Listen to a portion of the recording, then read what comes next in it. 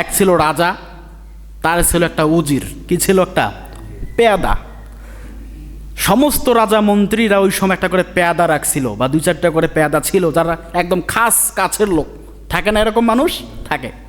তো একদিন এই রাজার আবার ছিল শিকার করার খুব অভ্যাস, হরিণ শিকার তিনি করতেন।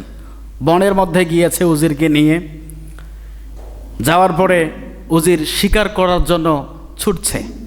ইতিমধ্যে একটি পিঁপড়া উজিরের আঙ্গুলের মধ্যে কামড় দিয়েছে। ব্যথার যন্ত্রণায় রাজা আর থাকতে পারছে না। উজিরকে বলছে, উজির, আমি তো আর যন্ত্রণা সহ্য করতে পারছি না, কি করা যায়? পেয়াদা বলছে, হুজুর আর কি করবেন, আঙ্গুলটা বসান, কেটে দিই, তাছাড়া উপায় নেই। বলে, হ্যাঁ কেটে দিবা? আঙ্গুল বসিয়েছে, এক কোপ দিয়ে আঙ্গুলটা কেটে দিয়েছে। এবার রাজা মশাই বলছে, উজির, যন্ত্রণা তো আরো বেড়ে গেল, এতক্ষণ ছিলাম এক যন্ত্রণায়, এখন দেখি আর এক যন্ত্রণায় পড়লাম। উজির বলে, রাজা মশাই, যা হয়েছে ভালো হয়েছে। রাজার গেছে মেজাজ খারাপ হয়ে, হ্যাঁ, আমার আঙ্গুল কেটে দিলা তুমি, আবার বলছো যা হয়েছে ভালো হয়েছে। বলে, হ্যাঁ যা হয়েছে ভালো হয়েছে, আল্লাহ পাক যা করে মঙ্গলের জন্যই করে। এই কথা রাজা মানতে পারেনি। বলে, চলো বাড়িতে। রাজপ্রাসাদে গিয়ে উজিরকে দিল কয়েক বছরের জেল। তো শাস্তি, আমার সাথে মস্করা করিস না, তো শাস্তি দিয়ে দিলাম, কয়েক বছরের জেল। 3 বছর প্রায় সে জেলের মধ্যে বন্দি। রাজামশাই আবার একদিন বের হলো শিকারের খোঁজে। শিকারের খোঁজে গিয়ে দেখে জঙ্গলিদের খপ্পরে পড়ে গেছে। জঙ্গলিরা থাকে না, মানুষ শিকার করে খায়। আফ্রিকার জঙ্গল, বিশাল বড় জঙ্গল দেখবেন, বন অঞ্চল, এরকম বিভিন্ন দেশে কিন্তু বন অঞ্চল থাকে, সেখানেও মানুষ বসবাস করে। ইন্ডিয়ার এমন এমন একগুলো প্রদেশ আছে যেখানে আধুনিকতার ছোঁয়া পর্যন্ত পৌঁছায় নাই। তারা মোবাইল ফোন কি চেনে না, জানেই না, নেটওয়ার্ক কি তারা বোঝে না, তারা এখনও এইভাবে জীবনযাপন করে। এবার রাজামশাই যাচ্ছে শিকারের জন্য, শিকার করতে গিয়ে দেখে পড়ে গেছে, জঙ্গলিদের খপ্পরে পড়ে গেছে। রাজাকে পেয়ে ওরা মহা খুশি, ওরা রাজাকে জবাই করে কাবাব বানিয়ে খেয়ে ফেলবে।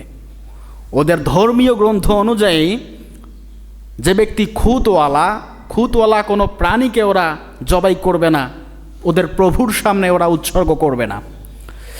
রাজাকে উপর থেকে নিচ পর্যন্ত দেখে, রাজার তো কলিজার মধ্যে পানি নাই, আজকে মনে জবাই হয়ে যায়। ওপর থেকে নিচ পর্যন্ত দেখা যায় রাজার একটা আঙ্গুল কর্তন করা নাই, আঙ্গুল নাই। রাজাকে ছেড়ে দিয়েছে, এটা আমার খাদ্যই না, এ তো খুঁতওয়ালা, একে নিয়ে যাও, পাঠিয়ে দাও। রাজাকে পাঠিয়ে দিয়েছে, আর জবাই করে নাই। রাজা প্রাণে বেঁচে যায়। প্রাণে বেঁচে গিয়ে রাজা বাড়ির দিকে দৌড়ে ছুটে ছুটে চলে যাচ্ছে। কি দৌড়, জীবন বেঁচে গেছে। ওই মুহূর্ত থেকে প্রাণ বাঁচা কি মুখের কথা, চারটিখানি কথা? যাহারে কি ভাগ্যটা না ভালো, বেঁচে গেলাম। রাজপ্রাসাদে এসে উজিরকে বের করে নিয়েছে, আর বের কর। কেন? কারণ আমার আঙ্গুলটা যদি কর্তন না করা থাকতো, জঙ্গলিদের কাছে আজকে আমি কাবাব হয়ে যেতাম, ওরা আমাকে খেয়ে ফেলতো। বের কর। বের করে নিল। রাজা এবার উজিরকে জিজ্ঞেস করে, কি ব্যাপার, তোমাকে বিনা কারণে আমি শাস্তি দিলাম কেন, কি হয়েছে? এই ঘটনা, আঙ্গুলটা যদি আজকে আমার থাকতো, আজকে আমি ওখানেই বলি হয়ে যেতাম, জবাই হয়ে যেতাম। আঙ্গুলটা কেটে আমার অনেক উপকার তুমি করেছ। এবার রাজামশাই উজিরকে বলছে, উজির, যা হয়েছে ভালো হয়েছে বুঝলাম, কিন্তু তোমাকে যে 3টা বছর বিনা কারণে শাস্তি দিলাম, এটার মধ্যে কি কল্যাণ রয়েছে বলো? এবার উজির বলে, রাজামশাই, 3টা বছর আমাকে জেলে দিয়েছেন, এটার মধ্যেও কল্যাণ আছে। কি?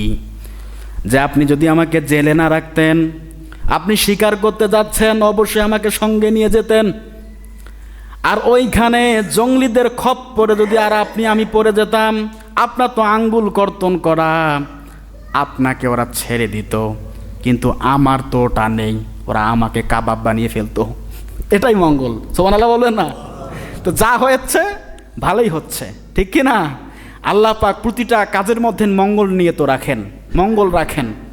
এটা আমাদের বিশ্বাস আছে না নাই? আছে। যে অবস্থায় যাচ্ছেন, ভালো যাচ্ছেন, আফসোস করবেন না। শুকরিয়া আদায় করে আমরা কুল করতে পারি না, আবার আফসোস কি করব? আল্লাহ কি আমাদের খারাপ রেখেছেন? বলেন। সবাই আলহামদুলিল্লাহ অনেক অনেক ভালো আছি। একবার মন থেকে বলি আলহামদুলিল্লাহ।